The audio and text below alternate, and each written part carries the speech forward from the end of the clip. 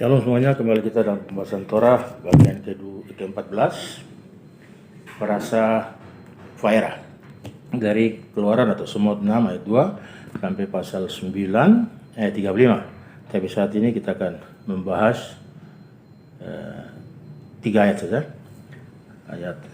Pasal 6 ayat 2, 3 dan 4. Vaidaber Elohim el Moshe Vayomer elaf ani Hashem Vaera el Abraham el Ishach Vel Yaakov Be'el Sadai Usmi Hashem Lo Nodati Lahem Vegam Hakimoti et Briti Itam Latet Lahem et Eretz Kenaan et Eretz Megurehem Asher Garufah.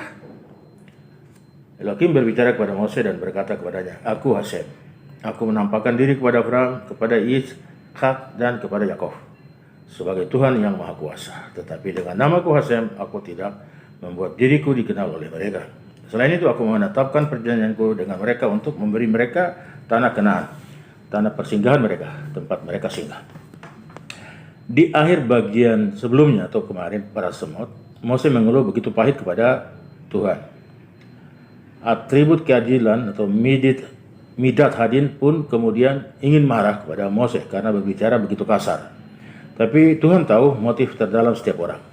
Tuhan tahu bahwa Mose tidak mengeluh atau mempertanyakan keadilan Tuhan, tetapi hanya memohon untuk Bani Israel karena kasihan kepada mereka. Namun sebagai akibat dari keluhan Mose ini, diputuskan bahwa dia tidak akan memasuki tanah perjanjian. Karena itu Tuhan berkata kepada Mose, sekarang kamu akan melihat apa yang akan aku lakukan terhadap Firaun. Sekarang ketika aku menghukum Firaun dan membawa umatku keluar dari Mesir, engkau akan melihat keajaibanku. Tetapi nanti ketika aku menghukum 31 raja di tanah perjanjian, engkau tidak akan melihat pekerjaanku yang besar. Di seluruh Taurat, setiap kali Tuhan berbicara kepada Mose, pasti menggunakan ungkapan Hashem atau Yod Kei Vav Kei, berbicara kepada Mose dengan mengatakan Vaidaber Yod Kei Vav Kei el Mose Vayomer yang digunakan. Tetapi ini adalah satu-satunya tempat di mana kita menemukan ungkapan Elohim berbicara kepada Mose dengan mengatakan Vaidaber Elohim el Mose Vayomer. Seperti diketahui, Yod Kei Vav Kei menunjukkan atribut belas kasih, sedangkan Elohim menunjukkan atribut keadilan. Dengan demikian kita melihat bahwa ini atribut keadilan sedang berurusan dengan Mose. Jadi kita baca di Parasat Vaera ini, ya, ayat pertama dari pasal 6, Vaidaber Elohim. Biasanya kan Yod Kei Vaidaber, Yod Kei Vav Kei. Tapi karena atribut keadilan sekarang sedang berbicara kepada Mose, sehingga digunakan ayat ini. Ya, setiap kali gunakan kata Elohim berarti atribut keadilan sedang berbicara. Ya, jadi ketika menggunakan nama Tuhan yaitu Elohim, berarti setiap kesalahan seseorang pasti ada hukumannya. Karena Mose begitu keras, ya, berbicara dengan Hashem, sehingga atribut keadilan turun tangan dan menghukum Mose tidak masuk ke tanah perjanjian. Kata-kata awal Tuhan kepada Mose, saya Yod Kei Vav Kei, ini sepertinya tampaknya berlebihan. Mose sudah tahu bahwa nama Tuhan adalah Yod Kei Vav Kei. Ya, kalau kita lihat ketika Mose mencabut tongkat yang dia bawa ke Mesir dari rumah Yitro, di sana di dalam itu ada nama-nama Tuhan semua tertulis, ya, dalamnya itu. Tetapi pesan Tuhan kepada Mose adalah, aku adalah Yod Kei Vav Kei yang ada di luar ruang dan waktu. Kamu dapat yakin bahwa aku akan memberi penghargaan kepada mereka yang berjalan di jalanku. Semut Raba Rasi. Vaidaber Elohim, kita akan bahas ini. Atau Tuhan berfirman. Taurat baru saja menyatakan Firaun akan mengusir mereka dari tanahnya, ya. Dan disandingkan dengan itu berikutnya adalah Tuhan berbicara atau Vaidaber Elohim. Elohim berbicara. Urutan ayat-ayat tersebut mengajarkan bahwa Tuhan tidak akan berbicara dengan Mose di negeri Firaun, yaitu di kotanya. Tapi dia akan berbicara kepada Mose hanya setelah dia pergi keluar dari kota besar itu. Paanea Rasah, Mechilta 12 ayat 1. Mechilta tidak mengemukakan ayat bukti, melainkan mendasarkan poin ini pada Kal Vahomer berikut. Jika Mose tidak akan mengucapkan kata-kata doanya yang relatif sederhana, kecuali ketika dia berada di luar kota, ya, maka tentu firman Tuhan yang lebih mulia tidak akan diucapkan Mose, tidak akan diucapkan di kota itu, ya. Dan mengapa Tuhan tidak berbicara kepada Mose dan mengapa Mose tidak berdoa di dalam kota? Karena itu penuh dengan berhala. Jadi kenapa sampai Mose tidak bisa berdoa, ya, di tengah-tengah kota itu Firaun, dan juga Tuhan berfirman kepada Mose juga tidak bisa di tengah-tengah kotanya Firaun karena begitu banyaknya berhala di dalam kota tersebut, ya. Makanya sekali Hasem mau berbicara dengan Mose, dia harus keluar kota. Begitu juga ketika dia akan berdoa, dia harus keluar kota. Baal Haturim menemukan sebuah ayat kitab suci sebagai sumber yang diturunkan Mechilta melalui prinsip Kal Vahomer. Ya. Tuhan katakan, aku mengungkapkan diriku kepada Abraham, Ishak, dan Yakov berkali-kali. Tetapi satu-satunya nama yang aku gunakan adalah El Shaddai, Tuhan yang Maha Kuasa. Aku tidak pernah mengungkapkan kepada mereka misteri namaku, Yod-Kei, Vav-Kei. Namun mereka memiliki iman yang sempurna kepadaku dan tidak pernah mempertanyakan firmanku. Aku tidak dapat mengungkapkan kepada mereka atribut sejati yang tersirat dalam namaku, Yod-Kei, Vav-Kei. Karena itu akan tampak salah. Namaku Yod-Kei, Vav-Kei menyiratkan bahwa aku ada di masa depan sama seperti aku ada di masa sekarang.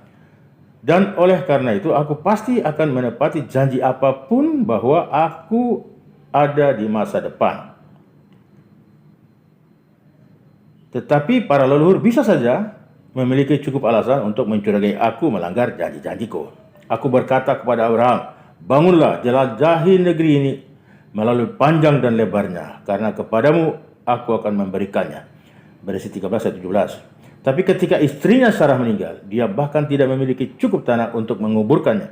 Ketika dia membutuhkan sebidang tanah pemakaman, dia harus menghabiskan banyak uang untuk membelinya. Berisi 23 ayat 16. Saya juga memberitahu Ishak, tetaplah di tanah ini, di negeri ini, di wilayah ini. Berisi 26 ayat 3. Namun ketika dia membutuhkan air, dia bahkan tidak dapat menemukan tanah untuk menggali sumur. Setiap kali dia menggali sumur, penduduk asli akan melawannya untuk mengambil air mereka. Berisi 26 ayat 20. Saya memberitahu Yakov, tanah yang Anda sukai akan saya berikan kepada engkau dan keturunanmu. Berisi 28 ayat 13. Namun ketika dia membutuhkan tanah untuk mendirikan tendanya, dia tidak dapat menemukannya. Berisi 13 ayat 19. Kamu tahu aku berjanji kepada semua leluhur bahwa aku akan memberi mereka tanah, dan mereka bisa mengeluh bahwa aku tidak menepati janjiku. Namun mereka tidak pernah berpikir untuk mempertanyakan apa yang aku lakukan. Berkali-kali aku menuntut banyak hal dari para leluhur. Mereka tidak pernah meminta aku untuk mengungkapkan namaku. Tetapi pertama kali aku berbicara dengan engkau bertanya kepadaku, siapa namaku? Sanhedrin bab 10, Semot Rabah halaman 53, Kohelet Rabah Tanhoma. Setelah semua itu engkau mengeluh bahwa aku melakukan hal-hal buruk kepada umatku. Bagaimana engkau bisa mengatakan hal seperti itu ketika engkau tahu bahwa aku adalah Yod-Kei, Vav-Kei? Bagaimana engkau bisa memiliki keberanian untuk mengatakan kata-kata seperti itu? Sohar. Para leluhur sangat berharga bagi aku. Justru karena mereka tidak pernah mempertanyakan apa yang aku lakukan. Misrachi Yefetoar halaman 50. Kita bahas Vaerah atau saya muncul. Ya. Vaerah dapat juga dibaca sebagai Vav Erah atau 6 kali. Ya, 6 kali saya muncul. Ya, Vaerah dan dia muncul juga bisa dibaca sebagai Vav Erah. Ya, 6 kali saya muncul. Untuk istilah Vaerah ini tadi, ya, dan dia muncul. Ditulis 6 kali berkaitan dengan apa? Karena Tuhan muncul kepada para leluhur. 3 kali untuk Abraham, 2 kali untuk Ishak, dan 1 kali untuk Yakov. Ya. Vaerah atau saya muncul ini juga gematria dari Gematria dari kata ini adalah 208, sama dengan gematria Yitzchak.